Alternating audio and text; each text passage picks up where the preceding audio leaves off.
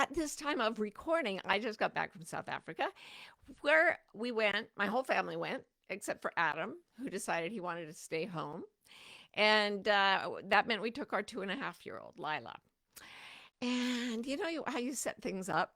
And I don't actually remember deciding to take a 15-hour plane trip with a 2.5-year-old. We did it at some point, and then as the trip grew nearer and nearer, we became more and more afraid. We started, and we were thinking, what were we thinking?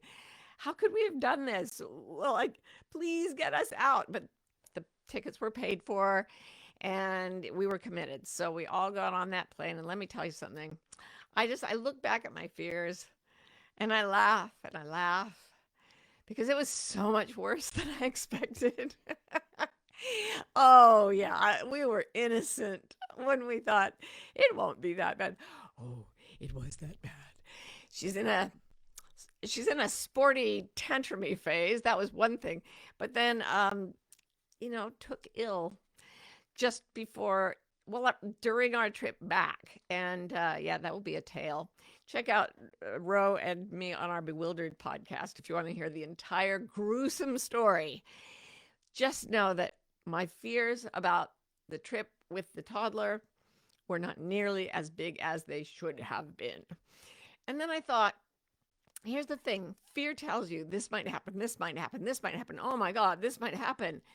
And it's true. All those things may happen. More things may happen than you even thought. And what fear never tells you is, and you'll be so glad you did it. It's going to be so wonderful that you did it. That's what I remembered about this trip, because I would have done it. I would do it 50 more times. Same conditions, because of the richness of that experience and the way it got us out beyond the limits of what we were used to doing. And it got me thinking about how almost all the best things in my life are based on things that I did that I was absolutely scared spitless to do. And bad things often happen to me. And I thought, here's the thing. I talk to a lot of people who are saying these days the catchphrase safe space. That's not a safe space for me. I need a really safe space. I love that. I think everybody needs safety and gentleness. And I long for a day when people always feel safe and free from attack when they go forth in the world.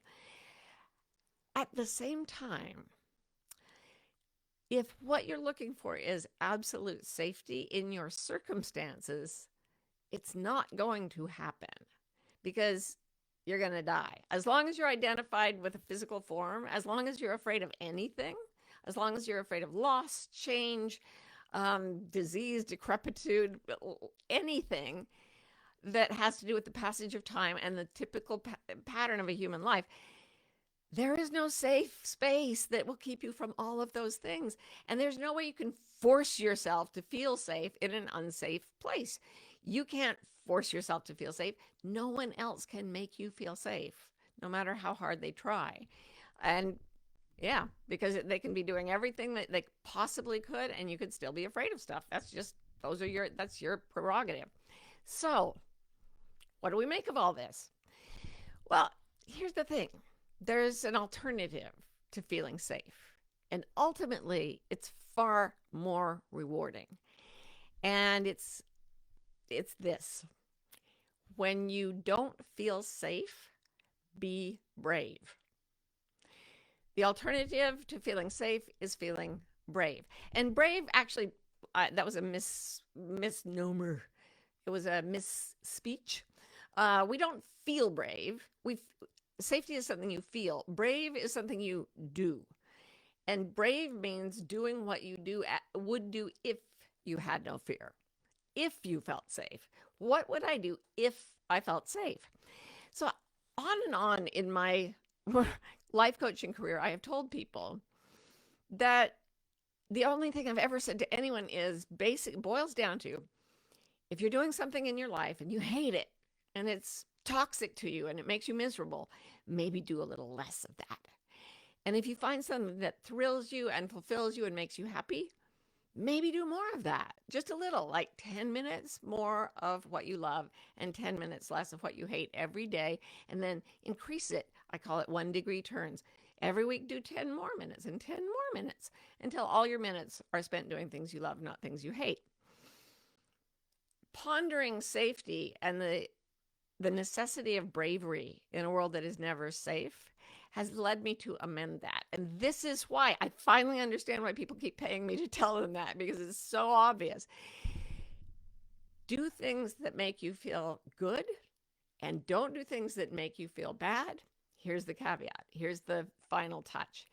Even if you are afraid, that is how you make your life what it's meant to be. You find something that fills you with joy and longing and the dream of something bigger, and then every day you move toward it. So most of the day, here's what I would suggest. Most of every day, do what helps you feel safe, because you need that. You can't be always out there facing your demons. You need to rest a lot. But every day, do at least one thing that requires you to be brave. So every day, do as many things as you want that allow you to feel safe, but do at least one thing that requires you to be brave. And this actually, when people start doing it, there's something I call the wall of fear effect. And that is when you first start doing what you're afraid to do, the things that you fear actually come up a lot. I do think that there's such a thing as a self-fulfilling prophecy. I think that sometimes the elements conspire to bring us what we fear because we're so focused on it, maybe in a woo-woo manifestational way. I know that, for example, I've told you the story before of how I was afraid to do public speaking. And so I thought, well, what's the worst that could happen? Enrolled in the debate club in high school, tried to give a speech and fainted dead away. It was horrible. It was humiliating. It was the worst. We got our child on that plane and things began to happen. Projectile vomitings, at one point, screamings. At one point, Ro just turned to me and said, "They hate us. Like everyone on the plane hates us." And I was like, "Yes, you're right. They do." We're going to try as hard as we can to calm her down and keep everybody happy. And there we sat with the hatred of all these airplane passengers. I've been in their place. I know what it's like to have somebody else's baby next to you. That's why we were so worried about it. And she didn't scream the whole way or anything. She was generally an angel, but that is due to Ro's continuous unsleeping efforts, and also Karen on our flight over to South Africa. I mean, she wore us out. I was safely ensconced because I had to teach seminars in South Africa, so I was like immune and put in a different place, but I was still afraid. Anyway, my point is that being brave at first, you hit your wall of fear, and the stuff that you were afraid might happen happens. You do something that's not well received. You write a book, you can't get it published at first. You put yourself on the line in a relationship. You profess your love and the other person doesn't love you back, or they're a slime ball or something. And it's so unfamiliar to act brave. And then you see this negative reinforcement and you're like, well, that was stupid. I'm never going to be brave again. That was just, I'm going to do what makes me feel safe. I'm not going to take it and do anything that makes me be brave. This is why you have to aim your brave acts toward things you really yearn for with your whole heart and soul. It's a strange thing about South Africa, but that place has me by the soul, or is blended with my soul in some way that I cannot honestly shake it off. I have to go back. And the other people in my family feel the same way. It doesn't make any sense. So we're like, yes, this is stupid. This is crazy. And it's in the direction of what we love, love, love, love, love. And then you'll notice that when you keep going back and you keep going back, and the bad things keep happening, it's less interesting. You're less impressed by it because you know you're just going to do it again. I love Liz Gilbert's story about getting, like, she tried so hard to get a story published in magazines when stories were in magazines way back when. And she wrote hundreds and hundreds and thousands of words and sent them off to different magazines. And she would get rejection after rejection after rejection. And she talks about standing by her mailbox, holding a bundle of rejection slips in her hand and just laughing and saying, "It's so funny that you people think you can get me to stop. Like, I'm not stopping. I don't care how many times I'm rejected. I will not stop. This is what my heart desires." Not that rejections didn't hurt, but the desire was so absolute that she was just committed to acting brave no matter what. So then you start to notice that the act of being brave is something you're now getting used to. So that instead of thinking, "Oh, I can't do that, I'm afraid of that," now when I see something, I'm like, "Oh, they want me to go do a," I'm making something up. "They want me to go do a speaking tour in, Rome, and I don't speak Italian." If somebody gave me that offer and I was really excited about it, I wouldn't think, "But I'm afraid." I would go, "Oh, damn it. I'm going to have to be brave because I really want that, but it's not safe and I don't feel safe." Oh, well, I'm used to doing things that scare me because, frankly, every single day getting up in the morning, I wake up and I think, "Oh, what is it this Sunday? Oh, and then the gathering. Oh, I love the gathering. Oh, I'm afraid." Because I'm always the anxiety, the little pop up fears. "Hello, what if you fail?" I always fail. I never do everything right. But I'm so used to getting up and doing things I'm afraid to do that I just go, "Oh, yeah, this is one of those." So I've talked to a lot of people lately who have been really, really brave. I know a stunt woman who told me that the more she did stunts, the more she got these, some pretty serious injuries and some less serious injuries that still hurt. And she said, "You don't get less afraid, you get more afraid to do the stunts." And I was like, "Well, what do you do?" And she said, "You just gently put your fear to one side and then you go ahead and you do something brave." I was talking to someone who has never traveled at all, but she's got an opportunity to travel and she's scared. But she's decided to put her fear aside and go do it because she did that once before when she started her own business and it worked. Um, Row on the plane with Lila. She said to me, "They hate us," and I looked around and I said, "They really do. They do." And she said, this strange clarity came over her, and she just kind of went, "All right." And she's not a person who doesn't feel other people's animosity toward her. She's very sensitive to it. And she was like, "Here we are, bring it." And she was brave. And we got across the ocean. And at the end of the trip, and the trip back was worse than the trip going. But you find out as you do this kind of thing over and over that bravery itself is your haven. When you get your bravery out of its mothballs and you brush it off, and every day you use it, "I'm going to do one thing that I have to be brave for," it starts to be the safe place that is not found on this earth outside of you. So that is what I had to say about that today.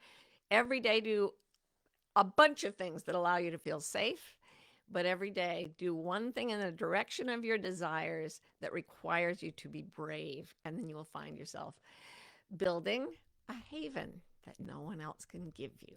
So let's look at the questions. It's so great to be back with y'all again. Woo! Okay, Muskan Valley says, "How do I reach safety from a completely shot nervous system from such an unreliable upbringing? I'm so tired of being strong and crave safety. How do I escape the constant hum of anxiety?" I so identify with this. I also had a very unreliable upbringing. Um, and by the way, I'm going to say again at the end of this call, or at the end of this gathering room, but come to my course on the art of calm, which is starting in July, and the registrations are already open. Like, run over there because all my study and research for the last year and a half has been about this subject, and I'm putting all my best tricks in that course long before the book comes out. So there are so many things I want to tell you right now, and I can't tell you, but if you came to the course, I will tell you everything. Okay, then in short form, in a nutshell, really, really, really actively create safe places as much as you can. So what I do, like, I noticed that I was doing this all day. I have a set of things that help me calm down. Um, I'm on the do you have autism tests. I rank in the low autism level, and there's something called stimming that people with autism do to help calm themselves. I notice I have a number of things that I do, like literally rocking. It's awesome, really calms you down. Curling up with a heavyweight blanket over me, that's great. Being alone in the trees, that's great. um, Playing solitaire. They're watching people mix paint online. There are always all these weird little things that I do that actually calm down my nervous system.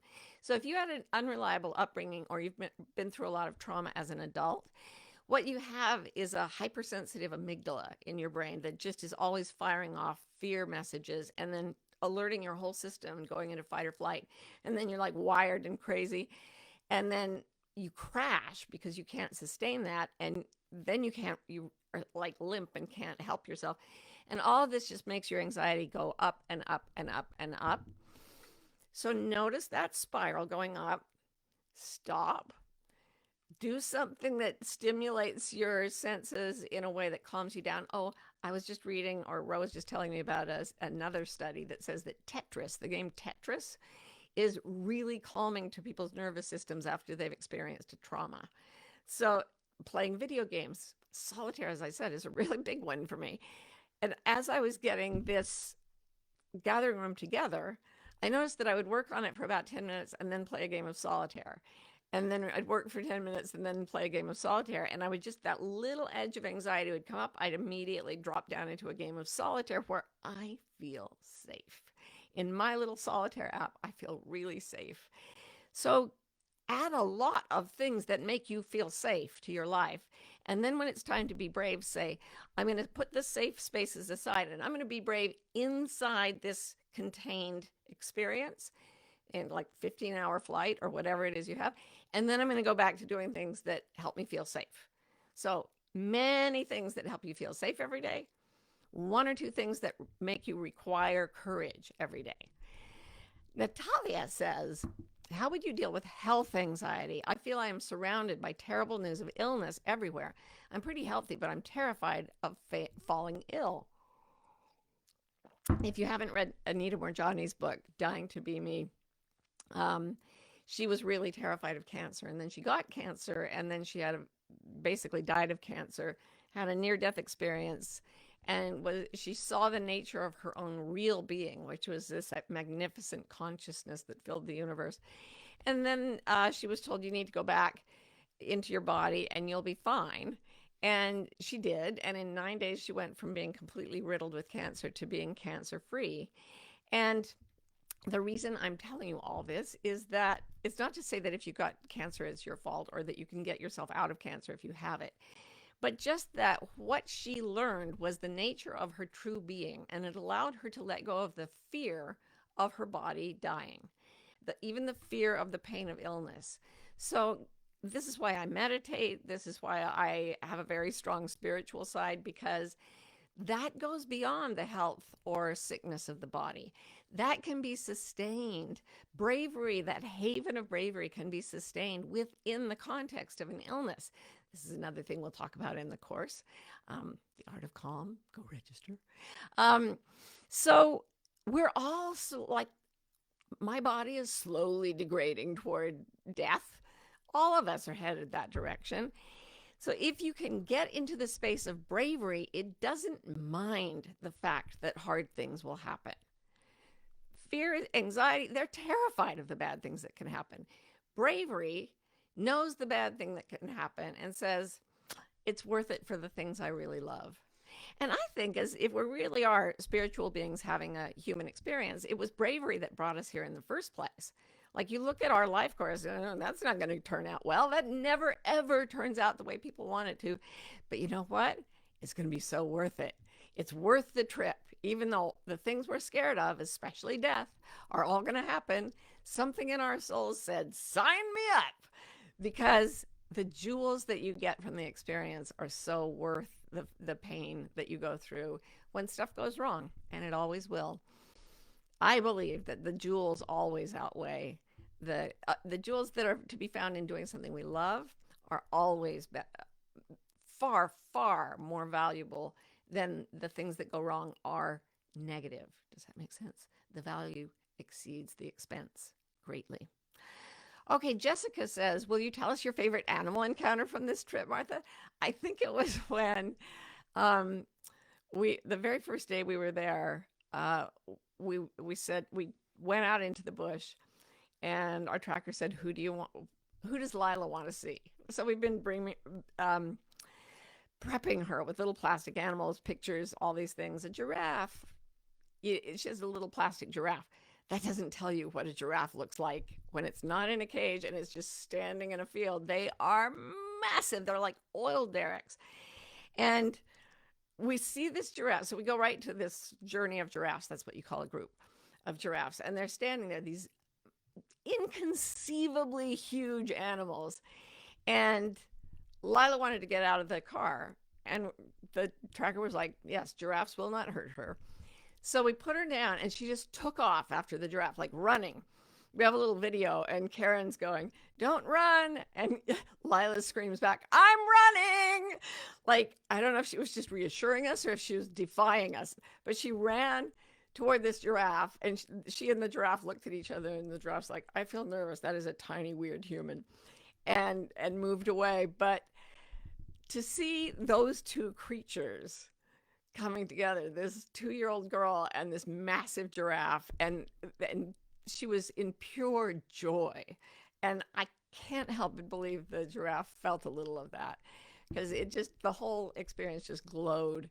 So giraffes are not that rare and they're not that dangerous, but my oh my, was that ever a moment. All right, Michelle and Magenta says, what does one do when the volume of overwhelming stressors has one in a frozen state? I can get out of it and then I'm back to frozen again. This was my condition for much of my life. I think a lot of my anxiety and my trauma manifested as physical pain. So I was really not just frozen psychologically, but I was frozen physically. I was stuck basically in bed all day. So, and I remember trying to face things like emailing my PhD advisors and stuff, and the fear. Oh my God.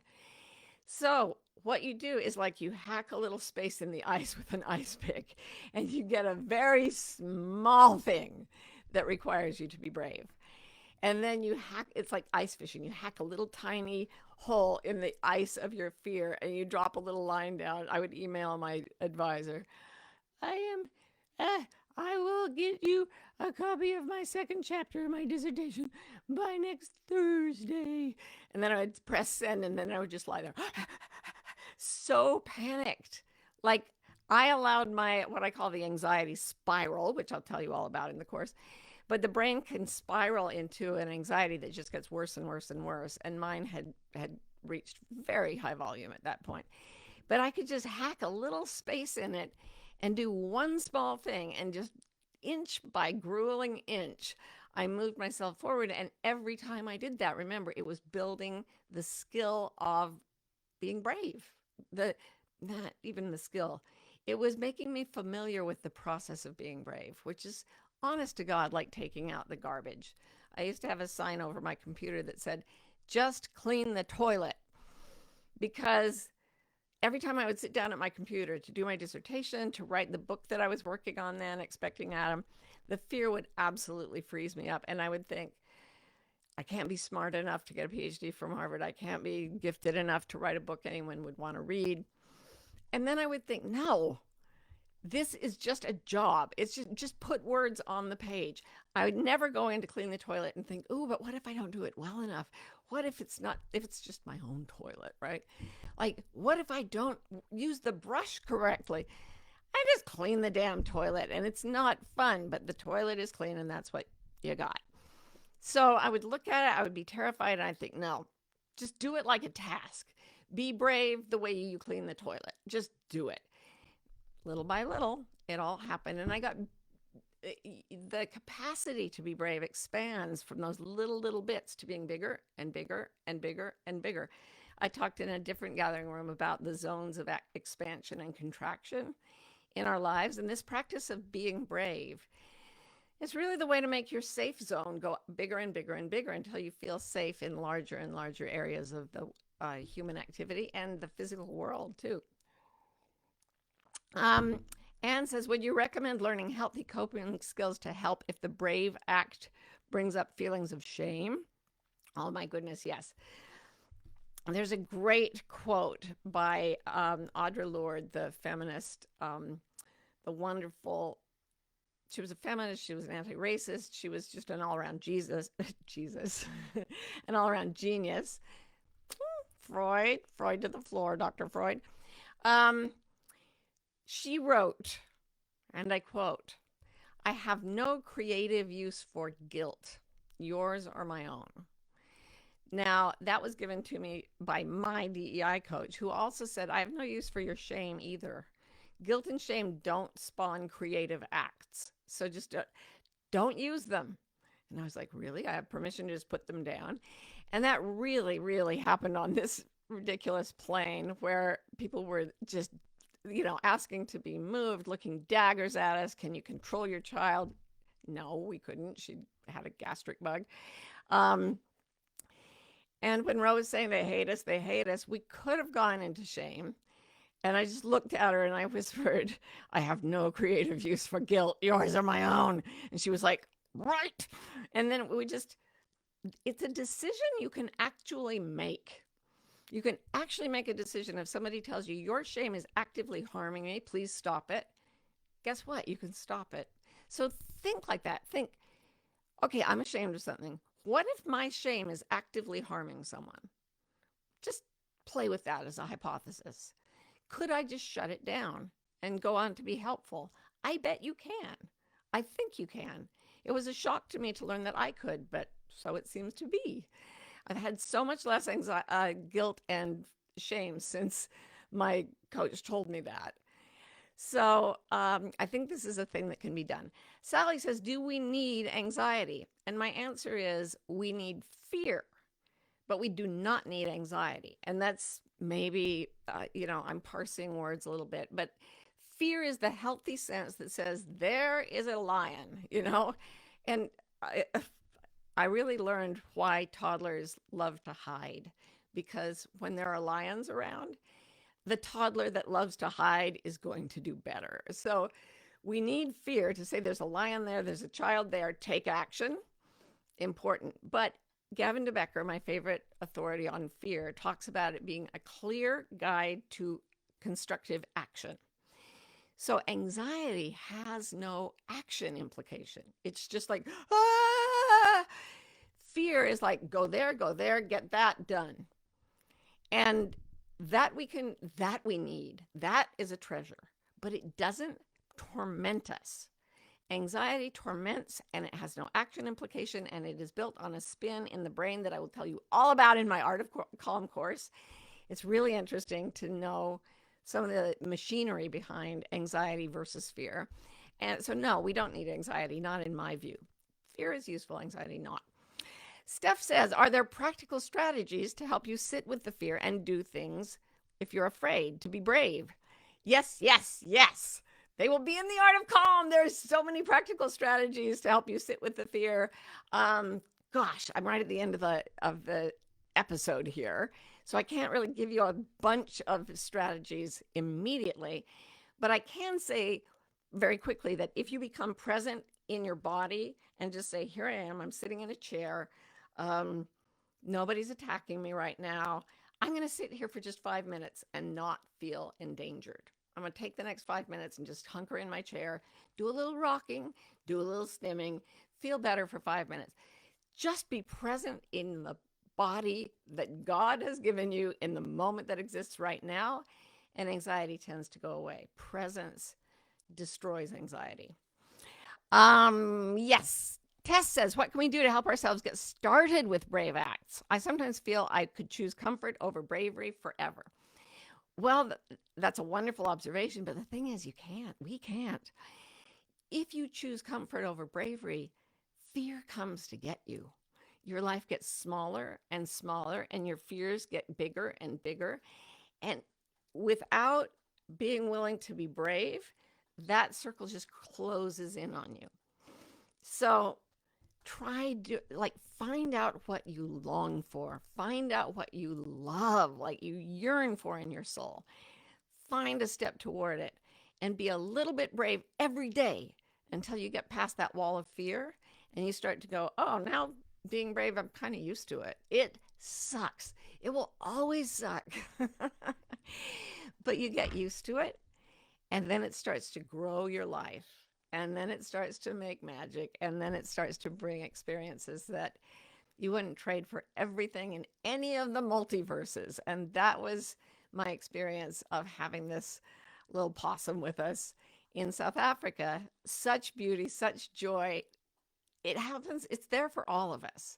If we just do many things a day to help us feel safe and a few things that require us to be brave. Bravery is your haven. Go and claim it. I love you. I'm so grateful to you for being here and for your questions and for your energy. And I hope I see you at this course, The Art of Calm. It starts in July. Registration is open, so jump on over there as fast as you can and go to marthabeck.com/calm, the word calm, if you want more information. Love you. Thank you. Bye. See you soon.